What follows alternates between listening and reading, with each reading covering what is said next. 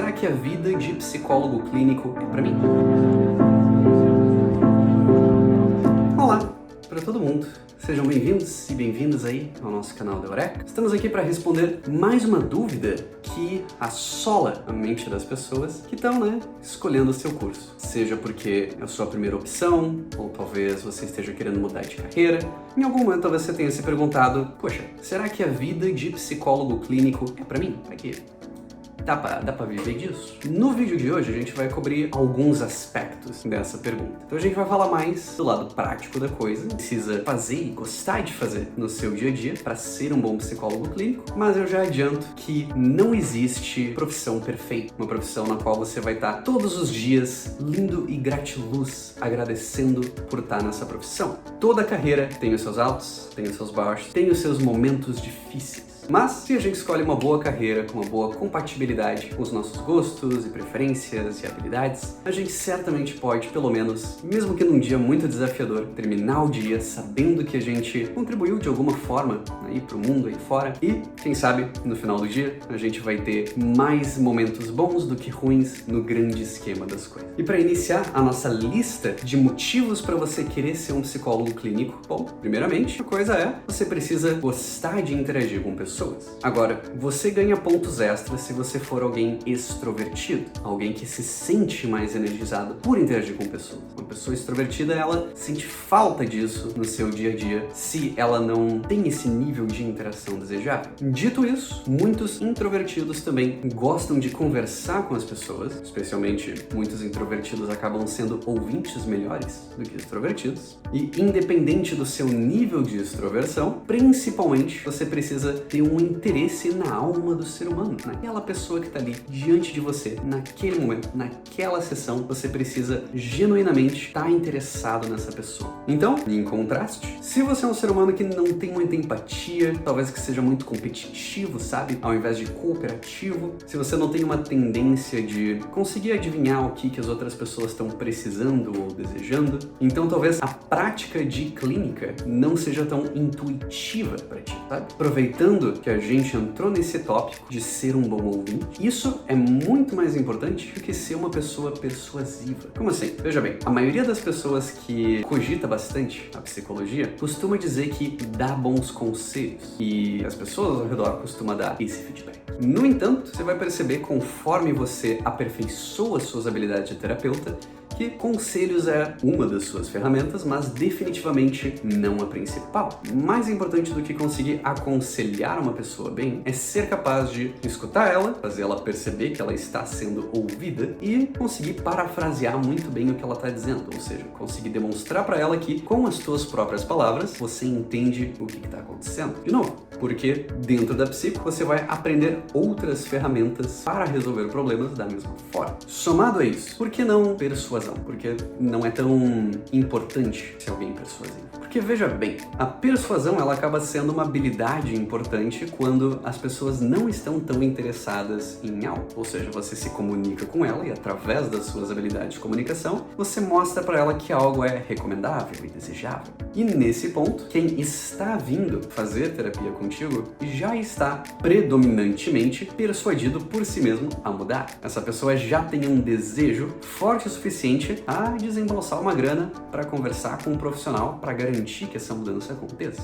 Então, ser uma pessoa eloquente nos seus argumentos até pode ser legal antes que um paciente vire paciente, então para você talvez conseguir mais clientes para sua prática, mas não é particularmente importante na prática em si. E nesse ponto, a gente meio que entra na segunda grande categoria que eu diria de habilidade relevante aqui. Você precisa ter muito desejo de ver as pessoas melhorando. É bem parecido com empatia nesse sentido. Você precisa ser capaz de olhar para um ser humano, praticamente um estranho, e dizer mentalmente assim, poxa, queria que essa pessoa fosse feliz. Queria que, se eu pudesse ajudar de alguma forma, que o dia dessa pessoa seja um pouquinho melhor e a sua vida, se possível. Por isso que eu digo que bons terapeutas se sentem recompensados meramente por ver o progresso dos seus pacientes. Se eles chegaram em respostas e soluções por conta própria, inclusive, bom, ainda mais felizes por isso. Então, em termos de habilidades legais do dia a dia, nós temos ser um bom ouvinte, ser uma pessoa bem empática, se importa com a felicidade dos outros. Em questão de de atrativos, coisas que diferenciam ela de outras profissões, tem um argumento interessante para se fazer. A vida do profissional clínico é, relativamente, na maioria das vezes, extremamente autônoma.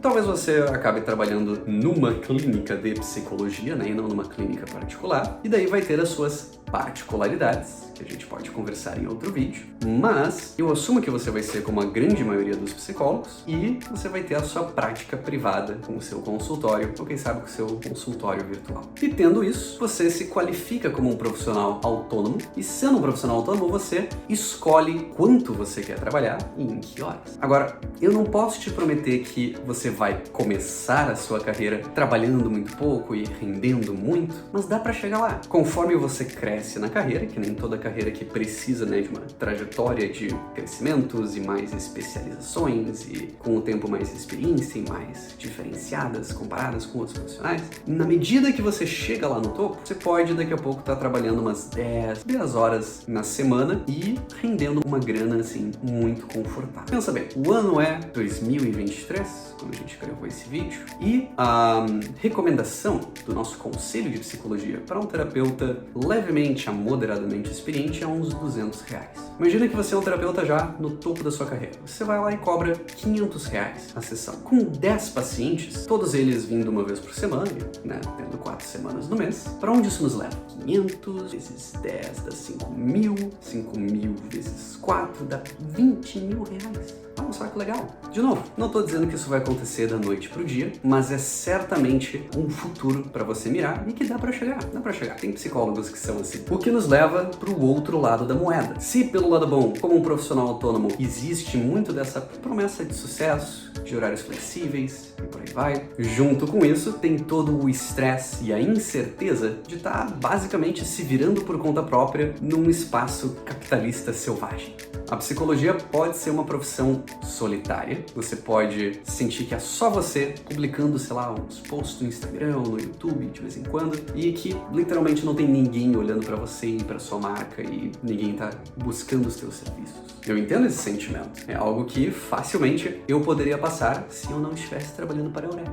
Então, exatamente, o lado negativo da moeda e algo que poderia te dissuadir a buscar a carreira de um psicólogo clínico seria você não responder bem a trabalhar sob pressão, não no sentido de que tem prazos apertados ou coisa assim, mas no sentido de que os resultados do teu trabalho são extremamente correlacionados com o teu esforço. Você não vai ter outras pessoas te ajudando, a não ser que você talvez pague por um supervisor ou você pague por um produtor de conteúdo e por aí vai. E o resultado do teu trabalho vai aparecer no médio a longo prazo. O post de hoje que você cria, ele fica disponível para ser uma sementinha para atrair novos pacientes essa semana, no próximo mês, no próximo ano. Então, você precisa ser um jardineiro paciente com a sua própria carreira e aguentar que vai ter períodos de chuva forte que talvez te deixem nervoso por ter perdido a tua plantação.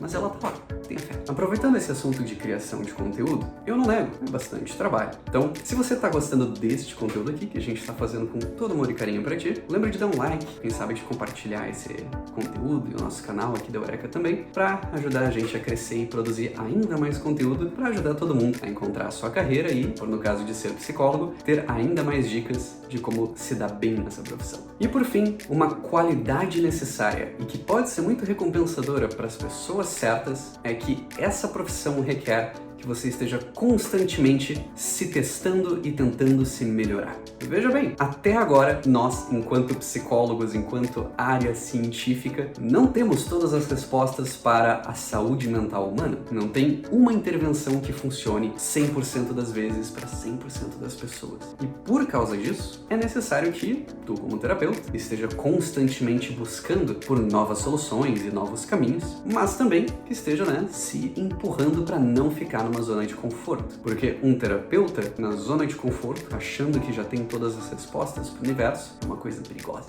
As chances de você prejudicar o seu paciente acabam aumentando. Somado a isso, se você não participa de uma clínica maior, que nem Eureka, de novo, que você poderia, se você quisesse, se você não tem, em geral, uma estrutura de pessoas ao teu redor, talvez você acabe ficando complacente mesmo. Não é tão fácil de se sentir obrigado, se sentir empurrado a melhorar. Então, nesse sentido, sentido, você precisa ser uma pessoa exigente é uma palavra forte, mas proativa no seu próprio desenvolvimento. Você mesmo pode providenciar grupos de estudos com seus colegas ou com um supervisor e outros colegas compartilham o valor da hora. Tu mesmo pode ir atrás de mais cursos, especializações ou pós-graduações em demandas específicas que tu precise ou em novas abordagens que estão sendo promissoras. E tu mesmo pode providenciar daqui a pouco mais informações sobre como funciona ser um franqueado da Eureka para começar a sua carreira clínica. Tá, parei. Última vez que eu faço propaganda dela. E essencialmente, eu diria pra ti que são esses os traços mais importantes que podem dizer se a vida de psicólogo clínico é pra ti ou não. Então, a carreira em si te oferece essa disponibilidade de flexibilidade de horários, te oferece uma possibilidade de trabalhar relativamente pouco em troca de uma estabilidade bem legal lá no futuro, mas junto com isso vem essa necessidade de se aprimorar sozinho, se puxar sozinho. A prática clínica em si requer bastante empatia, requer bastante capacidade de escuta e, embora antes de você entrar na faculdade, se as pessoas te dizem que você escuta bem, que você dá bons conselhos, essas coisas provavelmente vão te dar um empurrãozinho legal no começo, mas elas podem não ser, no caso dos conselhos, o comportamento mais crítico, a habilidade mais crítica que vai realmente te tornar um terapeuta excepcional. Então é isso. Se você gosta de encarar um ser humano como uma plantinha ser regada e que vai te dar muito prazer de ver crescer, e também um pouquinho como um quebra-cabeça divertido de ser compreendido, colaboradamente construído, bom, então a carreira de psicólogo clínico realmente pode ser pra ti. Nesse ponto, aproveita! Nos comentários tu tem um canal de comunicação direto com a gente, com a nossa equipe. Então, se você tem outras dúvidas de como é a vida de psicólogo, coloca aqui nos comentários. Eu prometo que a gente vai ler, a gente vai levar em conta. Talvez a gente responda nos comentários, ou talvez até vire um vídeo por si só, onde a gente responde com todo o capricho sobre o assunto. Imagina só. E por outro lado, se você já é um psicólogo ou tem dúvidas sobre a prática da terapia e da vida de clínica, coloca aí também. Estamos aqui para ajudar de toda forma que a gente pode, certo? Então, muito obrigado por me assistir até aqui. Por favor, um likezinho, uma compartilhada iriam muito bem. E até a próxima.